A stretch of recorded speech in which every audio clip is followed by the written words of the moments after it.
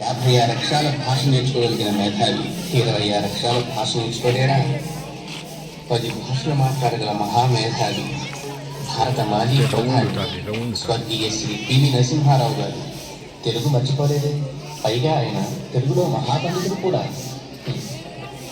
తెలుగు కోసం ఉన్న ఉద్యోగాన్ని మానేశాడు విదేశీ డేవిడ్ బ్రౌన్. అదే ఉద్యోగం పేరుతో ఉన్నతమైన తెలుగు మాట్లాడటం మానేస్తున్నాం.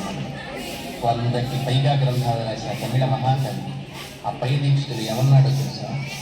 100 ఏళ్ళు తపస్సు చేస్తే కానీ తెలుగు వారి వెతకగలిగే అదృష్టం, తెలుగు మాట్లాడే అవకాశం రాదన్నారు. ఇప్పుడు తెలుగునే మర్చిపోయే మీ పిల్లలు పెద్దయ్యాక మిమ్మల్ని మర్చిపోతారు. తెలుగు మాట్లాడితే ఏం ఉపయోగమా?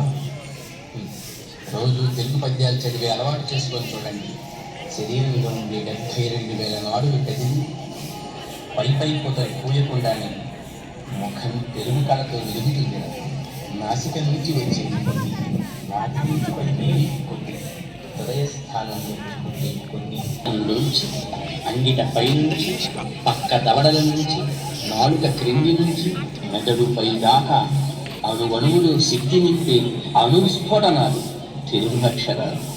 మెదడులో పిట్యూటరీ గ్రంథి, గొంతు ఊపిరితిత్తుల్లో థైరాయిడ్, మూలాధారంలో అడ్రినలిన్ గ్లాండ్, పొట్ట, ప్రేగులు, ప్యాంక్రియాస్ ఒకటేంటి శరీరంలోని అన్ని గ్రంథులతో పాటు స్టిరాయిడ్స్ తెలుగు శబ్దోచ్చారణతో ఉత్తేజితమవుతాయి.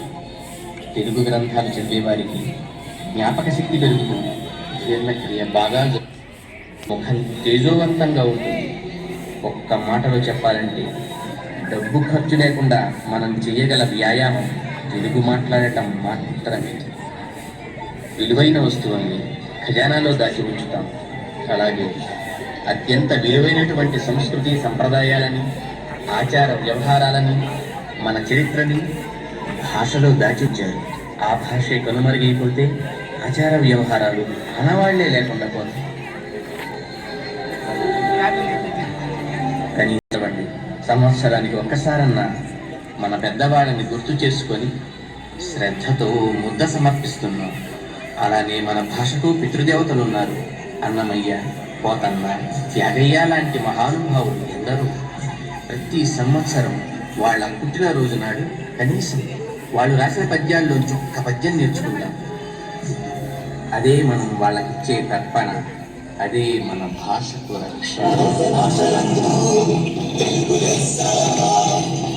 భాష